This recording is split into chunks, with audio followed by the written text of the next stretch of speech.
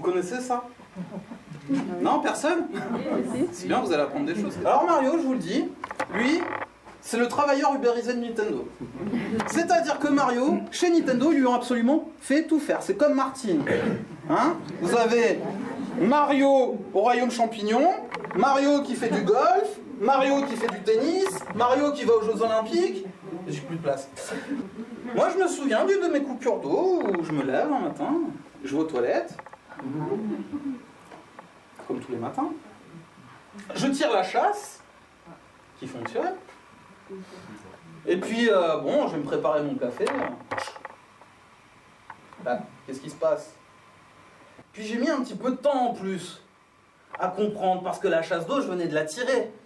Donc pour moi, j'avais de l'eau, c'était pas possible que... Enfin, en fait, non, c'est bête, la chasse d'eau, elle est pleine, si vous voulez. Donc quand vous avez une coupure d'eau, en gros, vous avez le droit de tirer votre chasse une fois. Après, c'est perdu. C'est marrant, parce que dans la perception que beaucoup de gens ont du jeu vidéo, c'est souvent un outil d'isolement. Et moi, dans ma vie, ça a toujours été un outil de socialisation. C'est-à-dire que, bêtement, je trouvais d'autres gens qui aimaient les jeux vidéo, on parlait de ça, on était potes. Cette légende-là, comme quoi les gens ne veulent pas travailler, c'est une connerie. Moi, à chaque fois qu'il y a quelqu'un qui me dit « Oui, non, mais des gens qui ne veulent pas travailler, il y en a, je demande des noms. » Je vous garantis, je ne trouve jamais quelqu'un qui m'en donne. La gestion des transports, c'est super intéressant. L'histoire du train, c'est super intéressant. Est-ce que vous savez comment ont été faits les premiers prix du train? Les tout premiers, dans les années 40, 50. C'était au kilomètre. Ouais. C'était une idée politique. Tout le temps le même. Où que vous soyez en France, l'égalité de territoire, vous payez votre prix de 30 km. Quelle que soit l'heure à laquelle vous le prenez. Enfin voilà, le seul critère de prix, c'est le nombre de kilomètres que vous allez faire.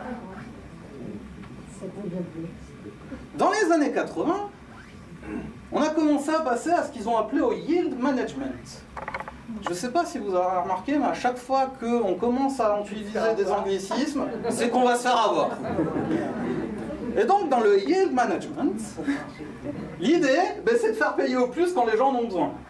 Vous vous rendez compte quand même que là, il y a d'un côté une idée très politique, et de l'autre côté une idée très politique aussi, mais plutôt économique. Je me rappelle le dernier dossier de Pôle emploi que j'ai déposé. J'y vais. J'ai un dossier, je crois que c'est une année où j'avais cumulé 11 employeurs, quelque chose comme ça. Je ne sais pas combien j'avais de contrats de travail, j'avais vraiment un truc qui était comme ça. Donc je me dis, j'y vais, enfin, voilà, je vais le faire vérifier, je prends 2 heures, et puis basta, c'est réglé, quoi. Donc j'y vais avec mon gros dossier de Pôle emploi. Donc je demande à voir un conseiller qui me reçoit dans son bureau. Je passe une demi-heure avec son ordi, il avait l'air sérieux, hein, parce qu'il a quand même amené son ordi, et j'ai eu l'impression qu'il vérifiait vraiment toutes les fiches. Puis il m'a dit, c'est bon, monsieur Ponce, votre dossier est complet, il n'y a pas de souci, vous aurez vos allocations. Je rentre chez moi, je fais ma vie. Je raconte pas ma vie, parce que c'est pas très intéressant. Et une semaine après, je crois, je reçois un courrier avec mon dossier. Il manque des pièces. Bon, je renvoie mon dossier. Je vous promets, c'est vrai, ils ont réussi à me le renvoyer une deuxième fois.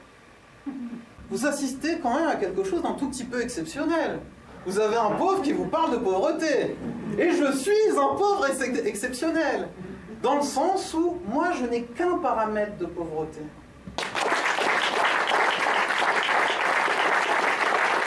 Évidemment, tous les trous de mémoire étaient joués, on nous a appris ces techniques de théâtre très avancées.